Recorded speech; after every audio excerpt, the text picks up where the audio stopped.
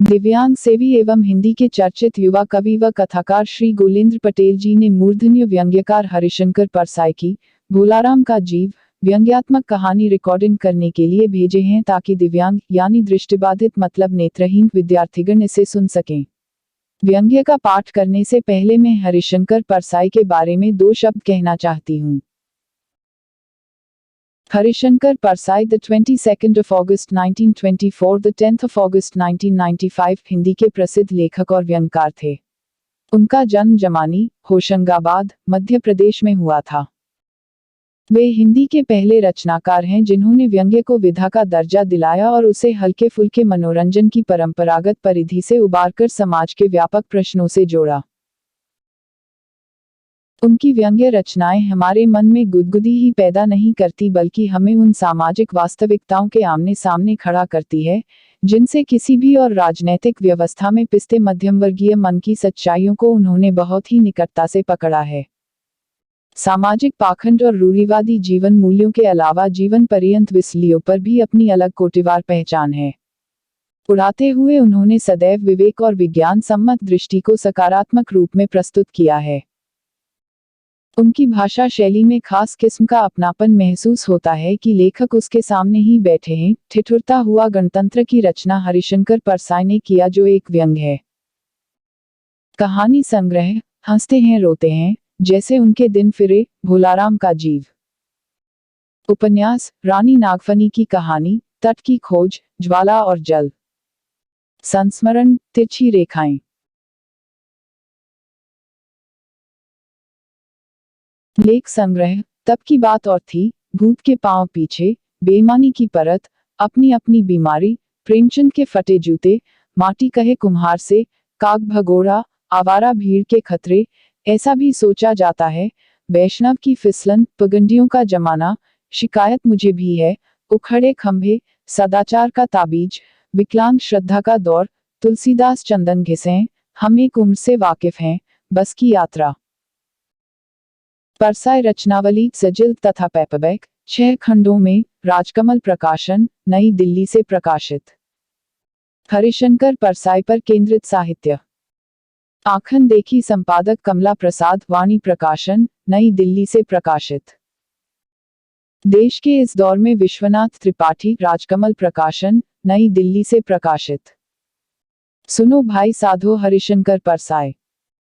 विकलांग श्रद्धा का दौर के लिए 1982 में साहित्य अकादमी पुरस्कार से सम्मानित। समय न लेते हुए मैं व्यंग्यात्मक कहानी का पाठ करती हूँ। व्यंग्य का शीर्षक है भोलाराम का जीव। ऐसा कभी नहीं हुआ था। धर्मराज लाखों वर्षों से असंख्य आदमियों को कर्म और सिफारिश के आधार पर स्वर्ग या नरक में निवास स्थान अलॉट करते आ रहे थे, पर ऐसा कभी नहीं हुआ था। सामने बैठे चित्रगुप्त बार बार चश्मा पोंछ, बार बार थूक से पन्ने पलट, रजिस्टर पर रजिस्टर देख रहे थे। गलती पकड़ में ही नहीं आ रही थी। आखिर उन्होंने खींचकर रजिस्टर इतने जोर से बंद किया कि मक्खी चपेट में आ गई। उसे निकालते हुए वे बोले, महाराज, रिकॉर्ड सब ठीक है। भोलाराम के जीव ने 5 दिन पहले देह त्यागी और यमदूत के साथ इस लोक के लिए रवाना भी हुआ, पर यहाँ अभी तक नहीं पहुंचा। कोर्ट। धर्मराज ने पूछा, और वह दूत कहाँ है? कोर्ट। महाराज, वह भी लापता है। कोर्ट। इसी समय द्वार खुले और एक यमदूत बदहवास वहां आया। उसका मौलिक कुरूप चेहरा परिश्रम, परेशानी और भय के कारण और भी विकृत हो गया था। उसे देखते ही चित्रगुप्त चिल्ला उठे, अरे, तू कहाँ रहा इतने दिन? भोलाराम का जीव कहाँ है? कोर्ट। यमदूत हाथ जोड़कर बोला, दयानिधान, मैं कैसे बतलाऊं कि क्या हो गया? आज तक मैंने धोखा नहीं खाया था, पर भोलाराम का जीव मुझे चकमा दे गया। 5 दिन पहले जब जीव ने भोलाराम का देह त्यागा, तब मैंने उसे पकड़ा और इस लोक की यात्रा आरंभ की। नगर के बाहर ज्यों ही मैं उसे लेकर एक तीव्र वायु तरंग पर सवार हुआ, त्यों ही वह मेरी चंगुल से छूटकर न जाने कहां गायब हो गया। इन 5 दिनों में मैंने सारा ब्रह्मांड छान डाला, पर उसका कहीं पता नहीं चला। कोर्ट। धर्मराज क्रोध से बोला, मूर्ख, जीवों को लाते लाते बूढ़ा हो गया, फिर भी एक मामूली बूढ़े आदमी के जीव ने तुझे चकमा दे दिया। कोर्ट। दूत ने सिर झुकाकर कहा, महाराज, मेरी सावधानी में बिल्कुल कसर नहीं थी। मेरे इन अभ्यस्त हाथों से अच्छे अच्छे वकील भी नहीं छूट सके, पर इस बार तो कोई इंद्रजाल ही हो गया। कोट। चित्रगुप्त ने कहा, महाराज, आजकल पृथ्वी पर इस प्रकार का व्यापार बहुत चला है। लोग दोस्तों को कुछ चीज भेजते हैं और उसे रास्ते में ही रेलवे वाले उड़ा लेते हैं। होजरी के पार्सलों के मोजे रेलवे अफसर पहनते हैं। मालगाड़ी के डब्बे रास्ते में कट जाते हैं। एक बात और हो रही है, राजनीतिक दलों के नेता विरोधी नेता को उड़ाकर बंद कर देते हैं। कहीं भोलाराम के जीव को भी तो किसी विरोधी ने मरने के बाद खराबी करने के लिए तो नहीं उड़ा दिया। कोट। धर्मराज ने व्यंग्य से चित्रगुप्त की ओर देखते हुए कहा, तुम्हारी भी रिटायर होने की उम्र आ गई। भला भोलाराम जैसे नगण्य दीन आदमी से किसी को क्या लेना देना। कोट। इसी समय कहीं से घूमते घामते नारद मुनि यहाँ आ गए। धर्मराज को गुमसुम बैठे देख बोले, क्यों धर्मराज, कैसे चिंतित बैठे हैं? क्या नरक में निवास स्थान की समस्या अभी हल नहीं हुई? कोट। धर्मराज ने कहा, वह समस्या तो कब की हल हो गई।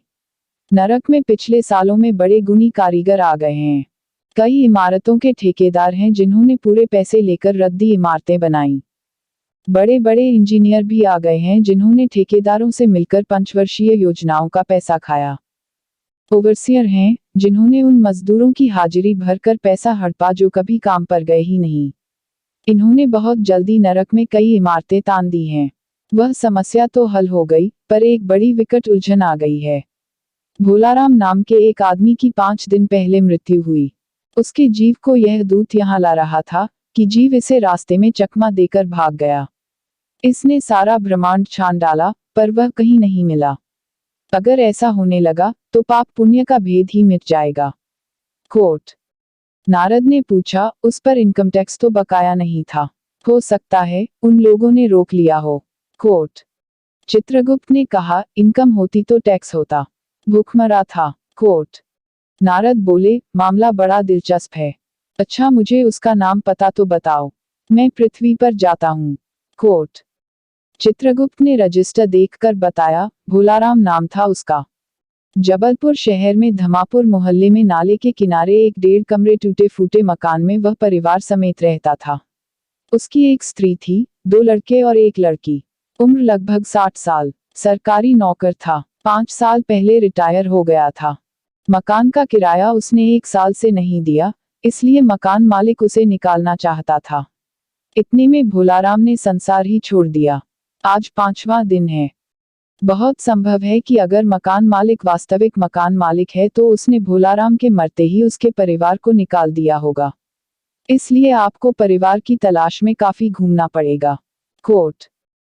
माँ बेटी के सम्मिलित क्रंदन से ही नारद भोलाराम का मकान पहचान गए। द्वार पर जाकर उन्होंने आवाज लगाई, नारायण नारायण। लड़की ने देखकर कहा, आगे जाओ महाराज। कोट। नारद ने कहा, मुझे भिक्षा नहीं चाहिए, मुझे भोलाराम के बारे में कुछ पूछताछ करनी है। अपनी माँ को जरा बाहर भेजो, बेटी।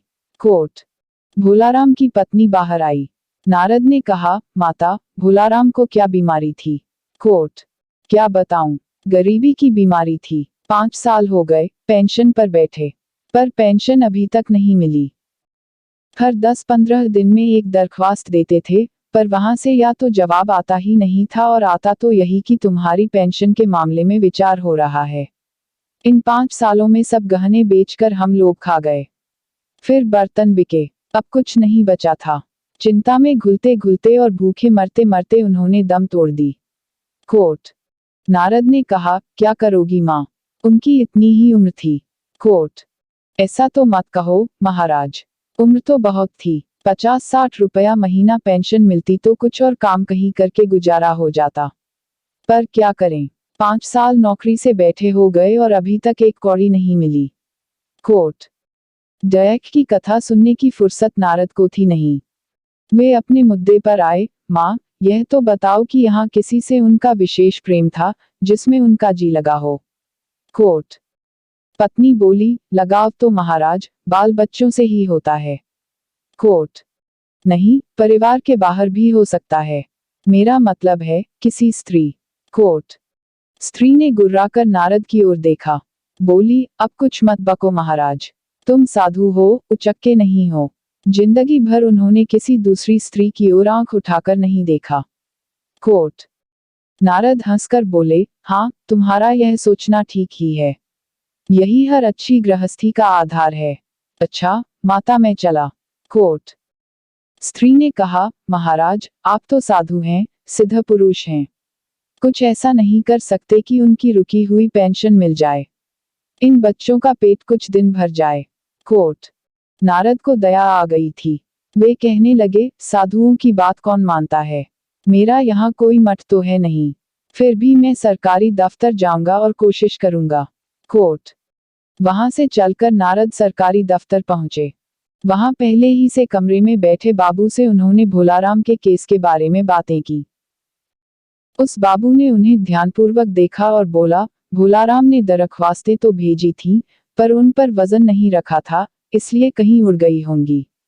कोट। नारद ने कहा, भाई, ये बहुत से पेपर वेट तो रखे हैं, इन्हें क्यों नहीं रख दिया। कोट। बाबू हंसा, आप साधु हैं, आपको दुनियादारी समझ में नहीं आती। दरख्वास्तें पेपरवेट से नहीं दबती। खैर, आप उस कमरे में बैठे बाबू से मिलिए। कोट। नारद उस बाबू के पास गए।